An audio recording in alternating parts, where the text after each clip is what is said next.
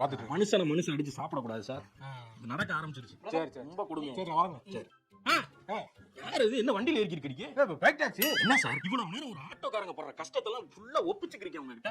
எல்லாத்தையும் கேட்டுட்டு போய் பைக் டாக்ஸில ஏறினீங்களா? என்ன வயித்துல அடிக்காதீங்க சார். வயித்துல அடிக்கணும். எனக்கு நான் ஆசை சார் வயித்துல அடிக்கணும். என்னால முடியல சார். நானும் 10,000 தான் சம்பளிக்க சார். நான் பேச்சுலர் சார். நான் ஒரு ஆள் போற வண்டியில இதுல ஈஸியா போயிடுவேன் சார். நம்ம 40 ரூபாய்க்கு 20 ரூபாய்க்கு உங்க வண்டியில போக முடியுமா சார்? வீட்டு வாடகை கட்ட தெரியுமா சார்? எனக்கு வாங்குறேன் தெரியுமா சார்? எவ்வளவு? 1000 வாங்குறேன் சார் வீட்டு வாடகை மட்டுமே. அந்த ஆளு எங்க ஏமாந்ததுக்கு 1000 ஏன் வாடகை ஏத்திட்டா சார்? சார் இவ்வளவுதான் சார். சின்ன ரூம் தான் சார். 10க்கு 10 ரூம் தான் சார் நான் தங்கிருக்கேன். வாடகை இருக்கு, ஈபி பில் இருக்கு, எல்லாத்தையும் கொடுத்து பக்கம் என்ன சார் நிக்கும்? டெய்லி ஆபீஸ்க்கு வந்துட்டு போறதுக்கு டைம் கரெக்ட்டா போயிட்டு இருக்கு. இன்டர்வல் போட அதுவும் போட மாட்டறாங்க. குறைஞ்சபட்ச சம்பளம்னா அதையே கொடுத்து வாங்குறாங்க சார். உங்க பிரச்சனை எல்லாம் நான் ஏன் சார் கேட்கணும்? நான் கேட்டல உன்கிட்ட வண்டி ஸ்டார்ட் பண்ணி ரொம்ப நேரமா இங்க பாரு. பெட்ரோல் போய் சார். ஒரு பொதுமக்கள் நின்னு எங்களுக்குள்ள உள்ள பிரச்சனை பேசிக்கணும். பைக் டாக்ஸிக்காரன் உள்ள வராதா? சார் நான் மட்டும் அம்மாடி பேரனா நானும் பத்தலமா தான் சார் இருக்கேன். சார் பெட்ரோல் வேஸ்ட் ஆகுது சார். என் கஷ்டத்தை புரிஞ்சுக்கங்க சார். சார் இவன் கஷ்டத்தை நம்ம ஏன் சார் புரிஞ்சுக்கணும்? கேட்கணும். எல்லாரும் கஷ்டத்தை வந்து ஒருத்தர் பகிர்ந்துக்கிட்டு போக வேண்டியது. அதெல்லாம் அப்படிலாம் கேட்க முடியாது. 20 ரூபாய்க்கு என்ன கூட்டி போறீங்களா? அது புரிய கட்டுப்படி ஆகாது சார். 20 ரூபாய்க்கு நான் வண்டி ஓட்டணும் எப்படிங்க?